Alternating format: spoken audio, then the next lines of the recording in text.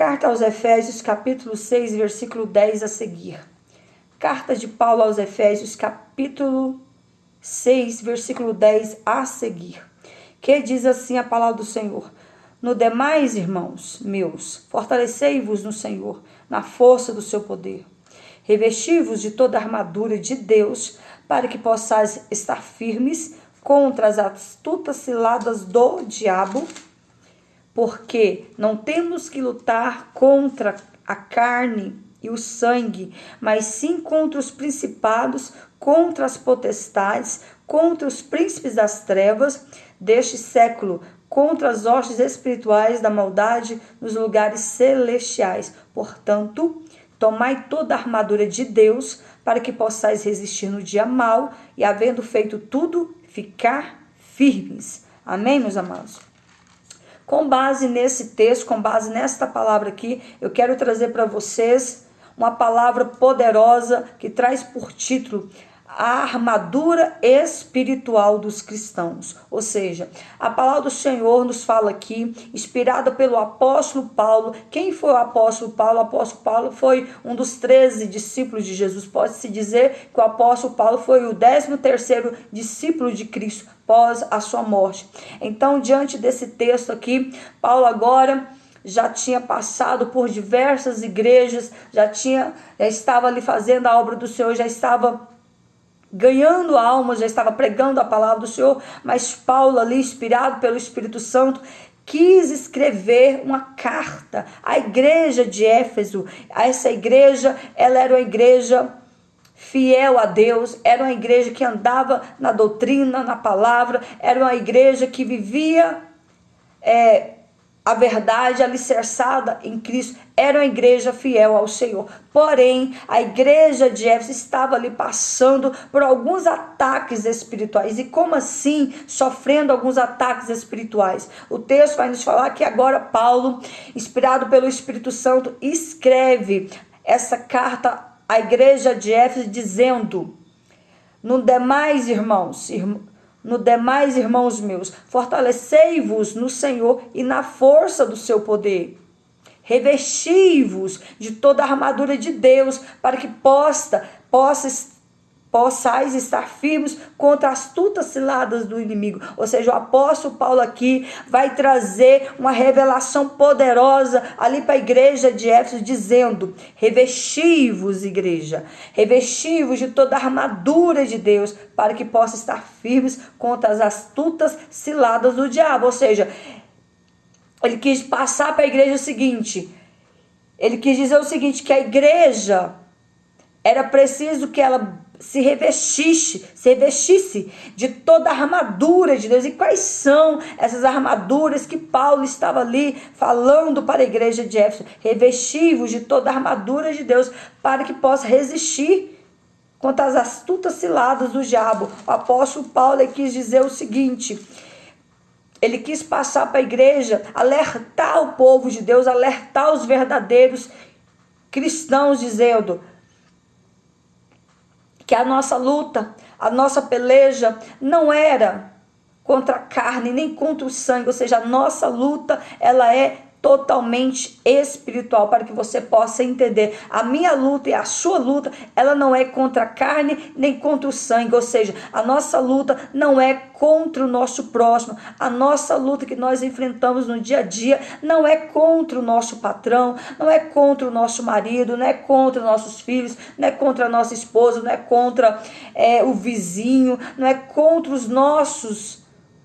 as pessoas ao nosso redor. A nossa luta, ela é espiritual. A nossa luta não é contra a carne, não é contra o sangue, mas a nossa luta, ela é espiritual. A nossa luta é contra os inimigos de Deus. E quem são esses inimigos de Deus? Os inimigos de Deus é todo aquele que não quer Deus, todo aquele que se volta para as práticas do pecado, que se volta para as coisas erradas deste mundo.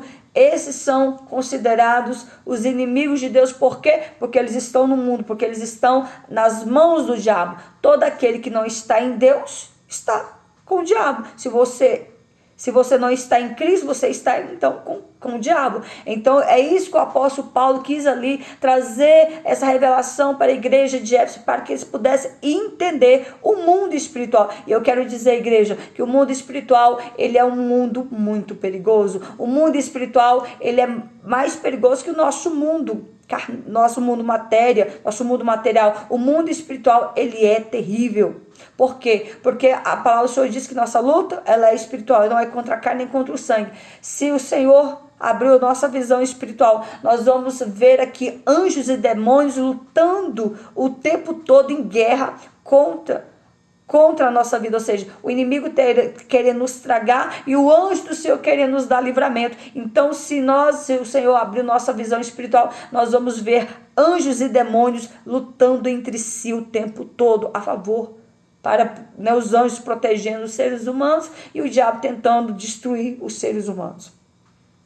Então Paulo tem um cuidado de alertar sobre os verdadeiros inimigos do Filho de Deus. Naquela época, embora os cristãos fossem expostos e perseguidos e mortos, a morte por parte das autoridades, até mesmo dos próprios familiares, o apóstolo diz que eles não lutavam contra pessoas, eles não lutavam contra a carne nem contra o sangue, mas eles lutavam contra os principados e contra as potestades. E quem são esses principados e quem são essas potestades? Eu quero te dizer que esses principados, que essas potestades, esses demônios são os anjos caídos, ou seja, Lúcifer, quando ele ofuscou o brilho da glória de Deus, ele levou a terça parte dos anjos a se rebelarem contra Deus. Olha só o quanto esse inimigo ele é sagaz, o quanto ele é astuto e o quanto ele é inteligente. Por que ele tem essa inteligência toda? Pois eu te digo por quê. Outrora, Satanás, ele era Lúcifer, ele era o anjo querubim ungido da guarda, aquele que guardava a adoração. Satanás, ele era um dos anjos mais poderosos que existia, o qual Deus o colocou. Deus deu a ele o dom de o adorar. Deus colocou na mão de Lúcifer o ministério de adoração. Ele levava com maestria, com grande poder e graça e autoridade, todos os anjos que existiam no céu a adorar a Deus. Então o Senhor Deus, que é um Deus que dificilmente Deus tece algum elogio para o homem, mas porque raridade, muitas vezes o Senhor falou sim, desde o início com o homem, mas as palavras do Senhor é curta, rápida, certa e objetiva. Deus não faz rodeios, Deus não passa a mão em ninguém, Deus não tece elogios a ninguém, Deus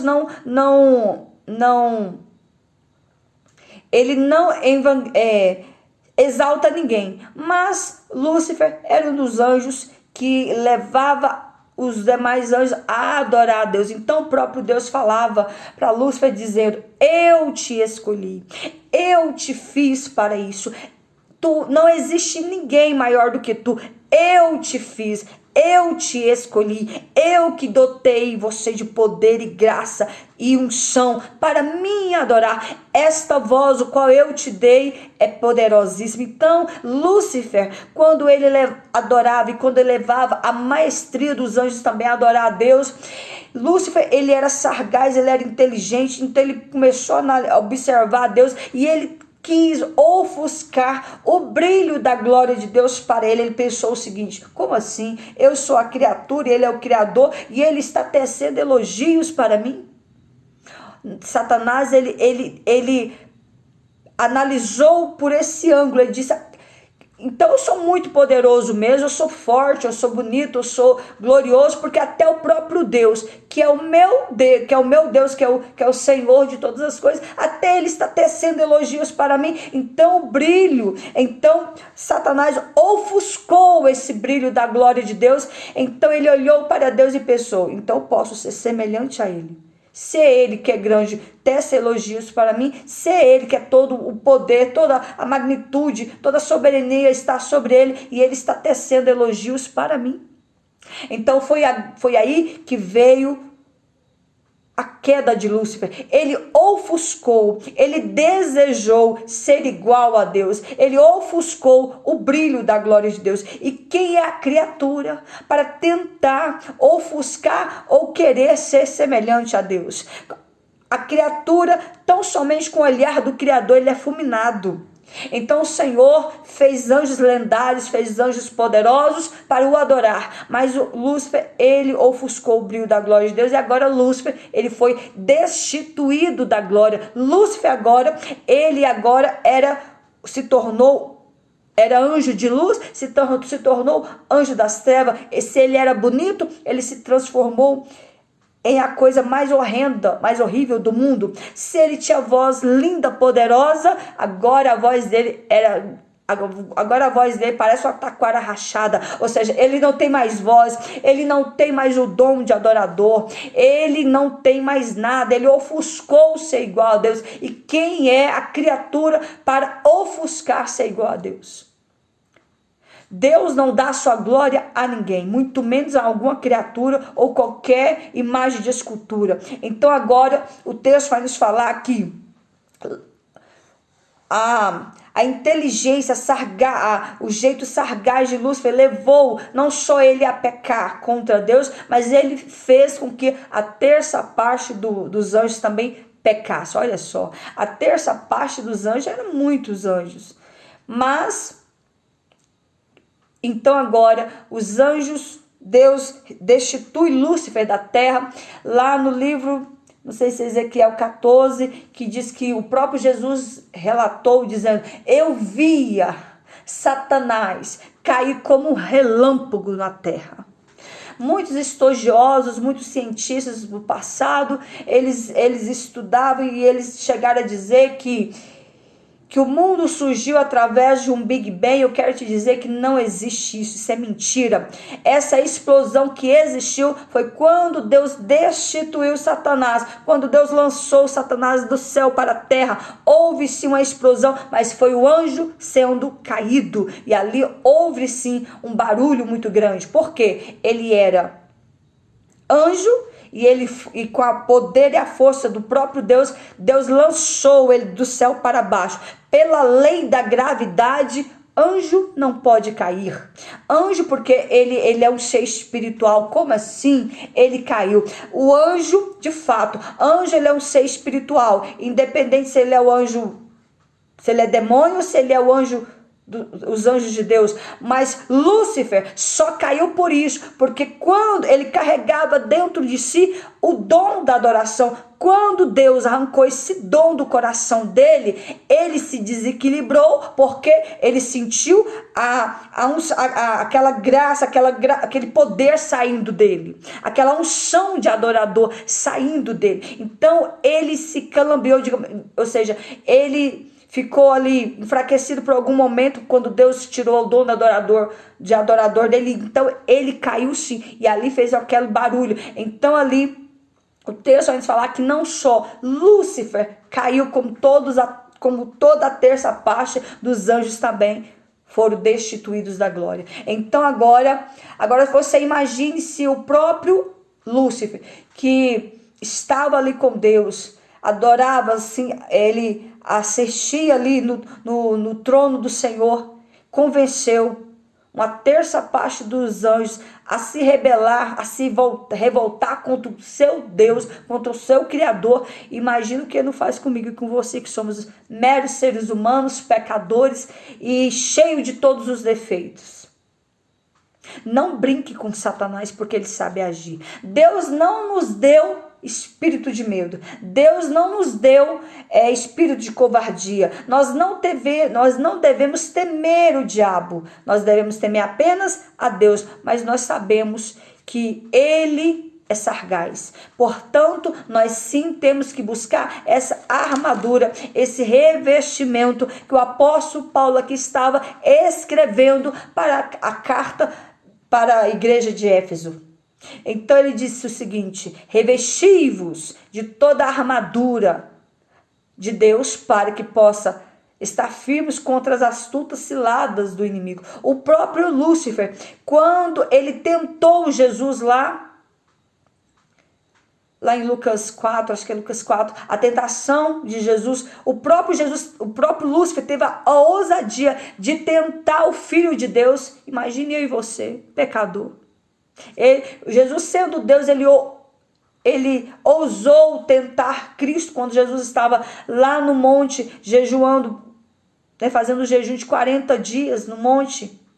O diabo foi lá e tentou a Cristo, e ele tentou a Cristo naquilo que ele estava sentindo. O texto fala que após os 40 dias Jesus teve fome. Então ele foi lá, tentou a Cristo, oferecendo o que para ele? Pão. Se tu és filho de Deus, faça com que essa pedra se transforme em pão, porque você não está com fome. Então o diabo, ele é sagaz, ele é astuto, ele vai entrar nos pequenos brechas que você der a ele. Então, diante desta palavra, o apóstolo Paulo quis dizer que os principados, que as potestades, é uma hierarquia, são demônios caídos. Você sabia que o reino das trevas,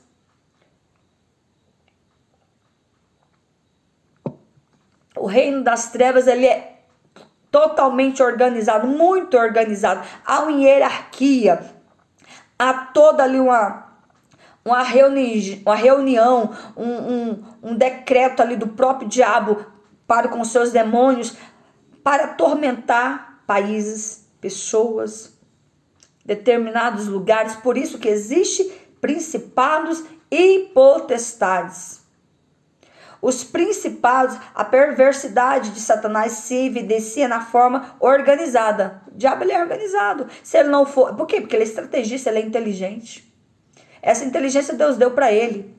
Mesmo ele sendo um anjo caído, ele ainda permaneceu inteligente. Mas ele sabia, mesmo ele tentando, armando, arquitetando, fazendo ali os projetos macabros dele ali no inferno, ele com seus demônios, ele jamais tem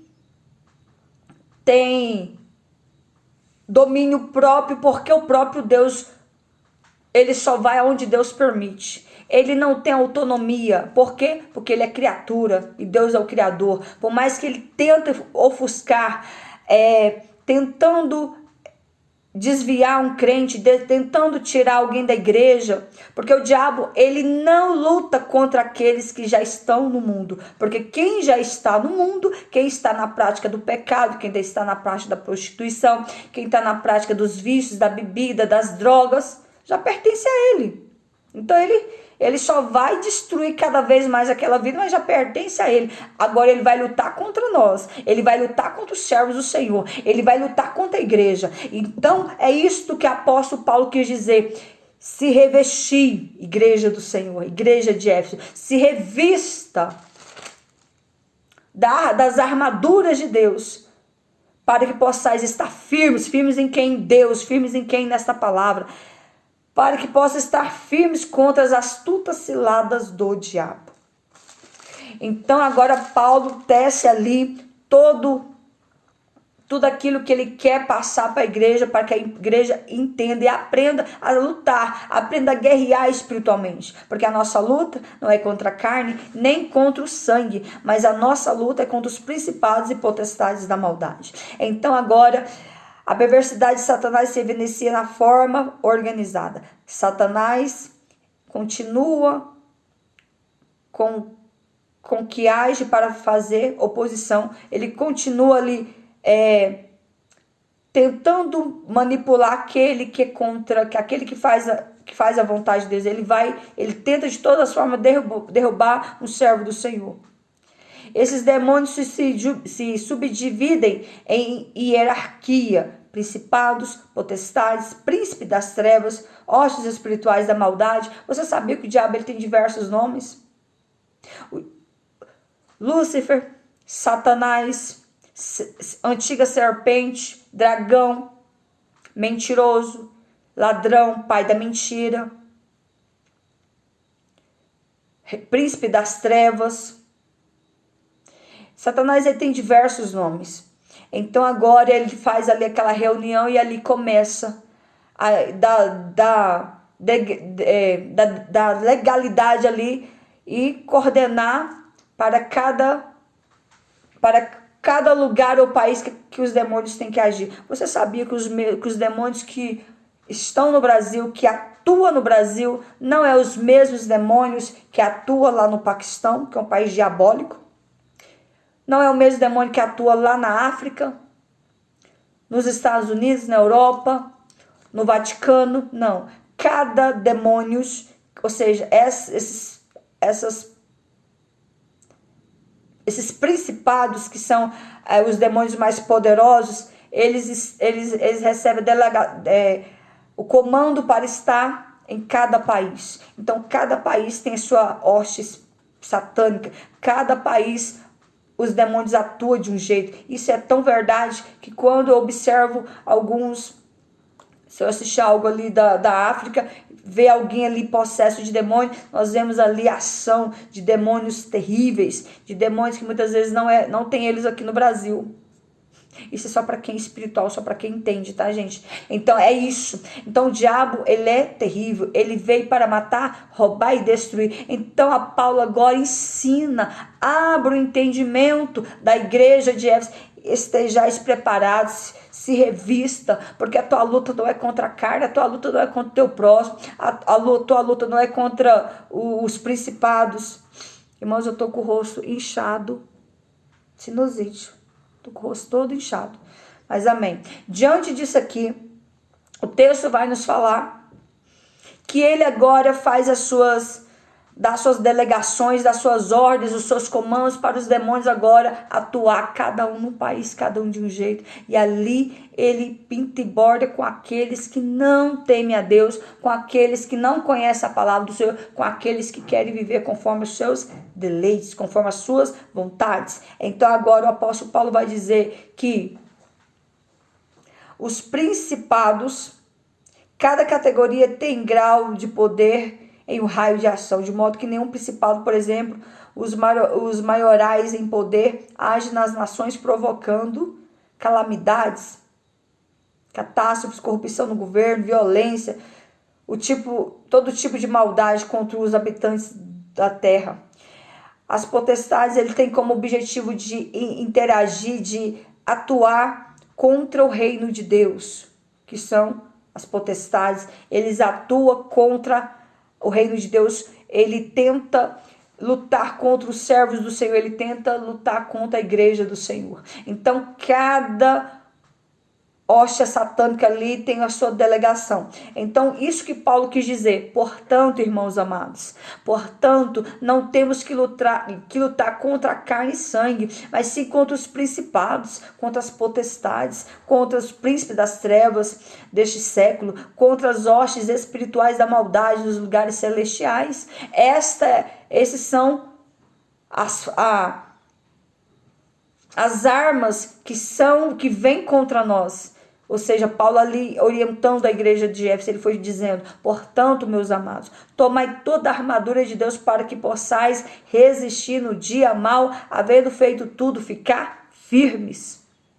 Ele quis dizer o seguinte: os demônios estão aí agindo, proliferando, matando, destruindo vidas, drogando pessoas, fazendo homens e mulheres caírem na prostituição, fazendo com que homens mente fracas se transformem em homossexuais, fazendo com que mulheres da mente fraca se transformem em uma lésbica, destruindo vidas. Foi para isso que ele veio. Mas aí ele quis dizer o seguinte: portanto, meus amados, tomai toda a armadura de Deus, se revista do poder, se revista da palavra, se revista em oração, se revista cinge os teus lombos, se revista com a couraça da justiça, calça os pés da salvação do evangelho, o escudo da fé, que é a palavra de Deus, capacete da salvação, se revista da espada do Espírito, se revista do poder de Deus, para que possa resistir o dia mau.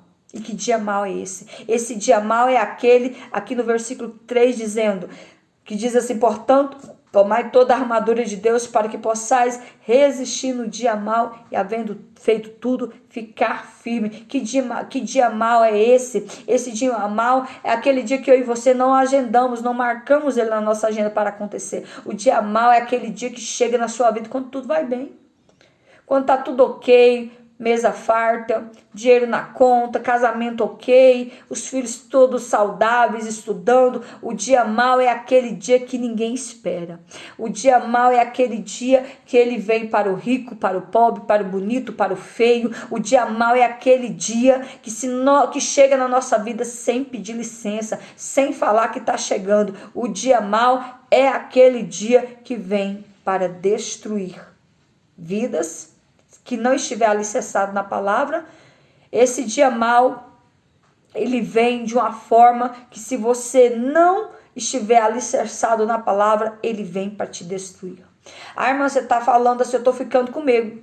Estou ficando com medo. Estejais preparados para o dia mau, porque o dia mau, ele não avisa, ele não bate na porta, ele só entra. O dia mau, ele é terrível. O dia mau é aquele dia que vai vir para todo mundo, quer você ou não. Ele vai vir para o bonito, para o feio, para o inteligente, para o que não tem inteligência, para todos.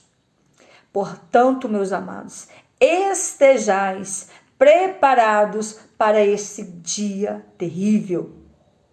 E era isto que Paulo estava passando para a igreja de Éfeso. Era isso que Paulo estava alertando a igreja de Éfeso. Era isso que Paulo queria transmitir. Queria que a igreja entendesse, soubesse lidar com o mundo espiritual, buscasse a Deus, jejuasse, orasse. Não só a igreja de Éfeso era a igreja abençoada, era a igreja que andava na fé, era a igreja que andava na fidelidade, era a igreja que de fato todos ali estavam buscando, só que eles não estavam entendendo o que seria esse dia, como que eles iriam lidar com isso. Então Paulo orienta: revista da couraça da justiça, recinge os teus lombos, calça os pés da salvação, o escudo da fé, que é a sua espada, capacete da salvação, a espada do Espírito, se revista de todas essas armas espirituais, porque quando o dia mau chegar, você vai conseguir lutar, você vai conseguir resistir esse dia, você não vai passar sozinho. Você sabia que o dia mau, ele vem para o ímpio? Quem é o ímpio? O ímpio é todo aquele que está na prática do pecado, matando, roubando, fazendo coisas abomináveis. Os homossexuais são ímpios. Todos aqueles que praticam o pecado, todos aqueles que estão na prática do pecado, eles são considerados ímpios. Há diferença entre ímpios e há diferença naquele homem e mulher que apenas ainda não aceitou a Cristo, mas ele não pratica esses atos pecaminosos, esses atos hediondos, horrendos. Eles podem pecar em outras áreas, mas não pratica atos hediondos. Então há diferença entre ímpio e quem não serve a Deus. Então há diferença entre o ímpio e há diferença entre o crente. O ímpio, ele também sofre, ele também passa por prova, ele também vai passar por diversas situações, só que o ímpio, ele passa sozinho, sem a proteção de Deus, sem a proteção dos anjos do Senhor, ele passa sozinho. E o crente, todo aquele que vive em obediência a essa palavra, ele pode até passar pela prova, ele pode até passar pelo vale, mas o Senhor passa com ele, o Senhor passa com ele, sustentando ele, segurando as mãos dele, fortalecendo ele. E o ímpio passa sozinho, chorando, desesperado, sem saber o que fazer da vida. Então era isso que Paulo estava agora abrindo os olhos da igreja de Éfeso. Estejai, igreja, estejai-vos preparados para esse dia mau. Esse dia mau, ele não avisa, ele só chega.